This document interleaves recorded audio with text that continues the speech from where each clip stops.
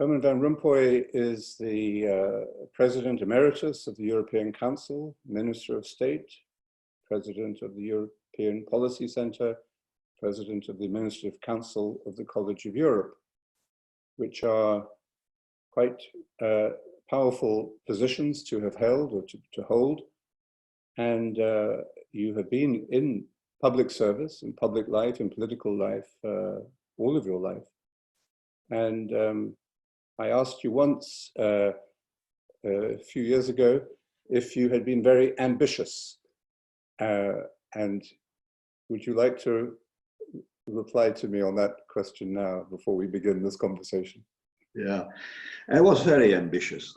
I started actually when I was 16 in the youth movement of the Christian Democratic Party. Life is always, political life, a combination of your ideals and your personal ambition. And in my experience, my ambition dominates my early years, my early life in politics. And when you are, and that was my case, when you are successful, then there comes a moment that there's much more room for the content, for your ideas and for your ideas. That does not mean that you have no, when you're young, that you have no ideas and ideals. But when you are successful in political life, that was my experience, you have much more space for this, to dedicate your life than at the service of public good. And for me, the happy thing was that when I became Prime Minister, when I was 60, it's rather late, I had no ambitions anymore. It came to me. They asked me, I refused even. The same happened when the German Chancellor and the French President asked me to become President of the European Council. I was ready for it. It was not my ambition to become President of the Council. They had to push me. And again, I refused when they asked me for the very first time. And that's a very strange experience in life. Many people don't believe it. They said, no, this is a very clever strategy. He's extremely ambitious and he plays a role, and so that's not how that I feel it. A lot of high positions came to me. I didn't look for it, but they came to me, and I was, let's say, spiritually, I was personally ready to assume that kind of functions because I gave up quite some time ago personal ambition. I was open to be at the service of a transcendent cause, the common good. It sounds a little bit that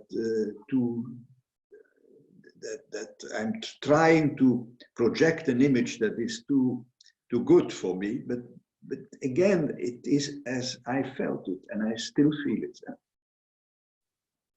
This crisis that we're going through now, this corona pandemic, has been a shock.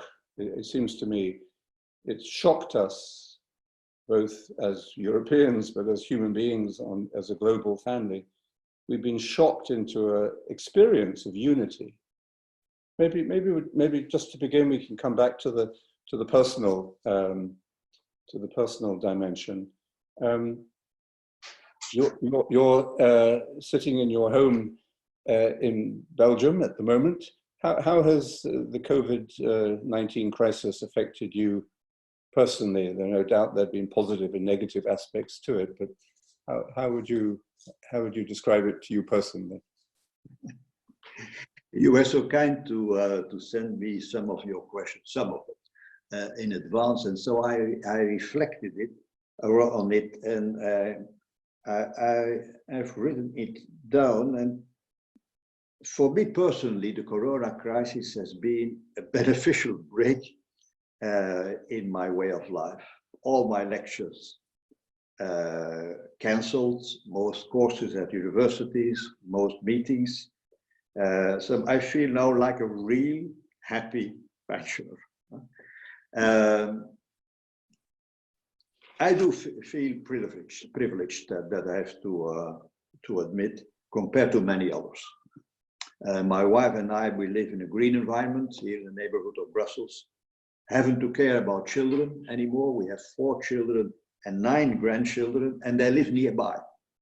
The biggest distance, my youngest son, is 16 kilometers. 16 kilometers. So we see them regularly, of course, respecting the social distance, but we see them regularly. But for society as a whole, it's quite different. And it reminds me a poem that you know very well of John Dunn, "No man is an island. Every man is part of the main." And that's the feeling that most people have. We are living under the same legal umbrella. We have to respect the same rules.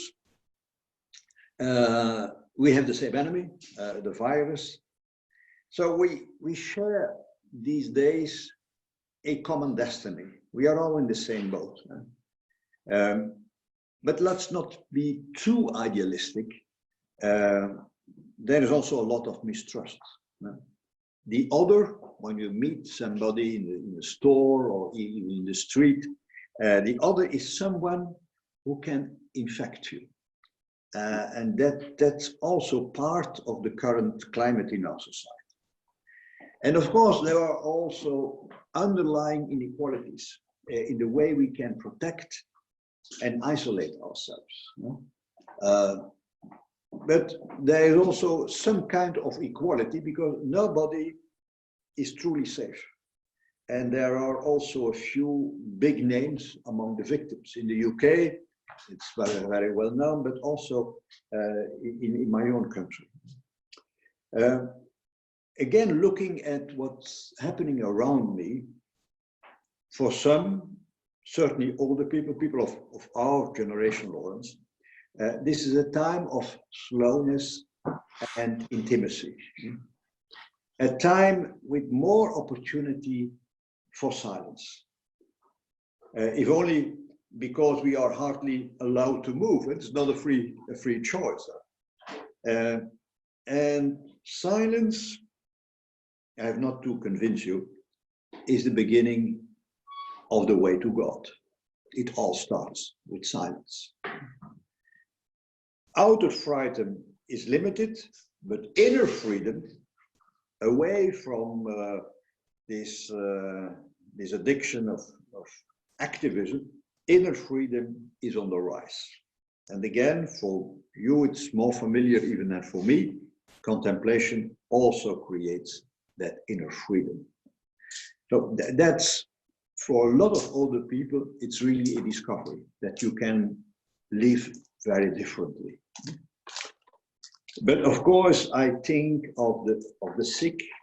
In my country, 6,000 people out of 11 million, 6,000 people died already. Mostly older people, people older than 60 and 65. Many lost their jobs, mostly young people, of fear losing them. You have the parents, and 3 of my children, so-called children, because the old one is 40. They have a different life as we pensioners. They have their children at home, schools are closed, and they have to work at home or physically in their offices. But still, it's for them, it's a much more difficult life. And you have those people, as another category, working in the care sector, who risk their lives. We tend to forget this. I had a conversation last week about the comparison between the Eurozone crisis, the banking crisis, and so on. And I told the audience there is one big difference. The Eurozone, of course, indirectly, it was about jobs. It was about our prosperity and so on. But here in the Corona crisis, it's about life or death. That's a fundamental difference. And those people in the care sector, most of them, they risk their lives. And I was thinking there are many Dr. Schweitzers. Remember, Dr. Schweitzer worked in Gabon, in Lambaréné, Florence Nightingales, and there are many Father Damiens among us. We have not to look for saints. There are a lot of saints among us. So it is a mixed picture that we have in our society. But coming back to what you said, there was already a lot of fear and uncertainty in our society before the corona crisis. And that has only increased. One crisis, let's not forget this, has followed another the last 10 years. The banking crisis, the Eurozone crisis, the refugee crisis, terrorism, and now this pandemic. And in the meantime, climate change is also causing increasing concerns in Western Europe. Think of the winter without snow. We just left the winter, and the first months of the spring without rain. My wife is very worried about the state of our garden. And many people wonder, what kind of world are we living in? Where are we going? And that's how I also feel. There's a great need for direction, for meaning. What is the meaning of all this? In what kind of world are we living? And hopefully adventurers, charlatans or criminals won't fill that void. So there are, as always, a lot of opportunities during such a crisis, but there are a lot of threats and dangers.